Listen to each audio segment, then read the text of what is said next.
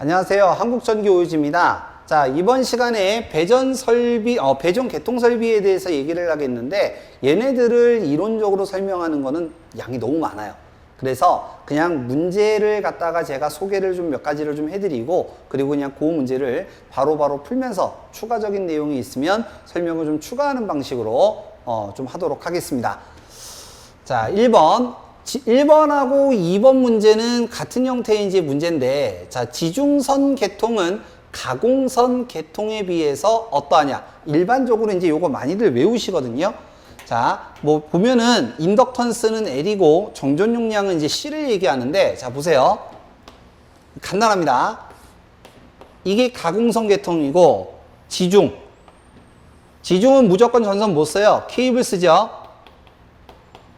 그죠? 케이블을 쓰게 되고요.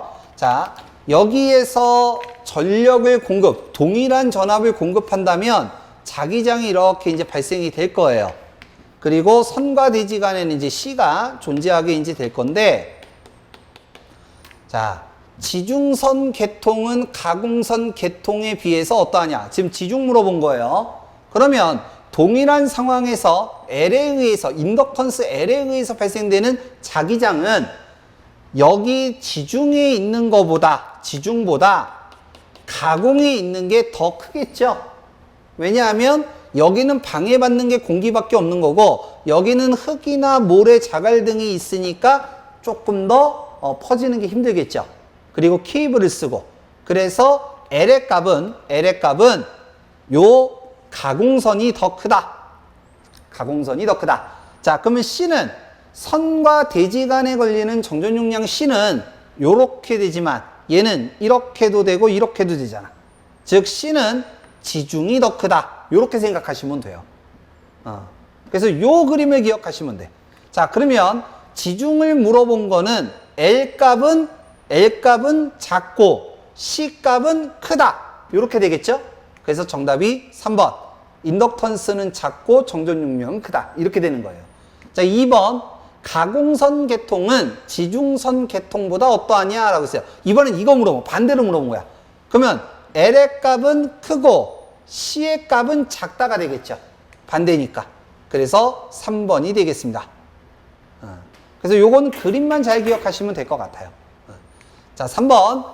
지중 케이블에 의해서 고장점을 찾는 방법이 아닌 거. 고장이 발생을 하면요. 지중 케이블은 신호를 쏴요. 그럼 되돌아오는 반사파를 갖다가 체크를 내서 고장점을 찾는 건데 평상시보다 다른 반사파 크기를 가지고 나타낼 수가 있죠. 그래서 요 쭉 있는 방법 중에서 요거는 가능한데 요거 뭐예요? 매거. 뭐 하는 거예요? 절연 저항 값을 측정하는 게 매거죠. 그래서 2번이 틀렸다. 자, 4번. 자, 케이블의 전력 손실과 관계가 없는 것은 어떻게 되느냐라고 하는데 이건 그냥 암기하시는 게 그냥 나을 것 같고요. 정답이 4번. 철손의 대표적인 거는 히스테리손과 와류손. 요게 이제 있는 거죠. 자, 6번. 옥내 배선의 보호 방법이 아닌 거를 찾아라 라고 했는데 옥내 배선은 건물 안에 있는 배선을 가지고 얘기를 하는 거고 전압 강화와는 관계가 없겠죠. 전압 강화는 이제 선로에서 발생되는 저항값에 의한 손실. 근데 옥내는 건물 내부를 가지고 얘기를 하는 거기 때문에 전압 강화의 크기는 그렇게 크게 상관이 없겠죠. 거리가 짧으니까. 자, 6번. 케이블을 부선한 후 현장에서 절연 내력 시험을 할 때 직류로 하는 거. 직류로 하는 이유는 직류로 쓰게 되면 교류를 썼을 때보다 시험용의 전원이 용량이 작기 때문에 좀 더 원활하게 할 수 있다. 이런 얘기예요. 그냥 외우세요, 이런 건. 자주 나오는 문제 중에 하나니까 여기는 외우시고요. 자, 7번. 선택 배류기는 어느 전기 설비에 설치하느냐라고 해서 이 선택 배류기라고 하는 건 지하 전력 케이블, 지중해 있는 케이블에서 전식 작용이 일어나는 것을 방지하기 위해서 설치하는 게 선택 배류기예요. 만약에 우리가 공사 시험 때처럼 전기 철도에 대해서 배우면 조금 더 자세하게 하지만 그냥 여기서는 요 정도만 알고 계시면 될 것 같고요. 그래서 지하 전력 케이블. 자, 8번. 배전용 변전소 주변압기로 사용하는 것은 뭐냐라고 이제 했는데 일반적으로 우리가 배전용으로 쓰는 거는 전압을 갖다가 떨어뜨리는 강압기를 기준으로 쓰죠. 그래서 정답이 3번. 되겠고요. 옛날 같은 경우는 얘가 채강 변압기라고 불렀어요.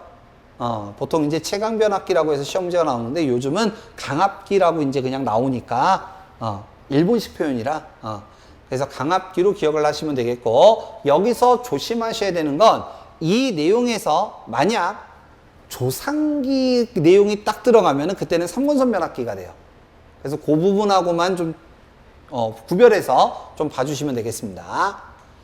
9번 주상변압기 고장보호를 위해서 변압기 고장보호를 위해서 1차 측에 설치하는 거 COS.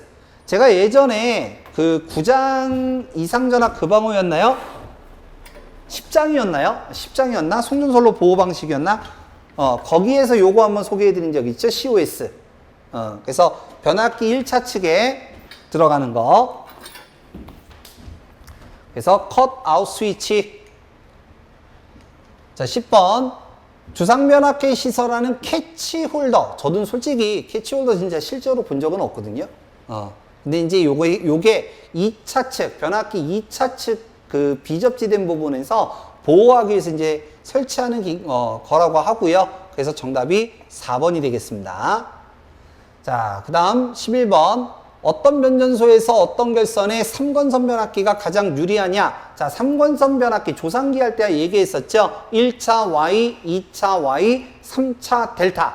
3차 델타로 하는 이유는 3고조파를 제거하기 위해서 쓴다라고 했어요. 그래서 정답이 YY 델타 3번이 되겠습니다.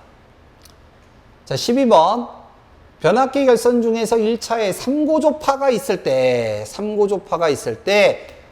3고조파 전압이 외부로, 그러니까 나간다는 얘기죠. 나타나는 결선은 어떻게 되느냐라고 이제 얘기를 하는데 YY 결선이 되겠죠.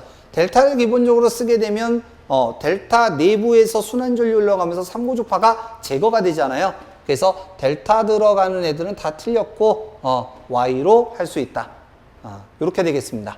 자, 그래서 한 12문제 정도 배전계통 설비 문제 선별을 해서 간략하게 소개를 좀 해드린 거고요. 얘네들은 좀 다시 한번 풀어보면서 익힐 수 있도록 하시기 바랍니다. 자, 여기까지 하고 다음 4장 배전 선로 계산, 좀 식이 좀 많아요. 이쪽을 가지고 다음 시간에 뵙도록 하겠습니다. 수고하셨습니다.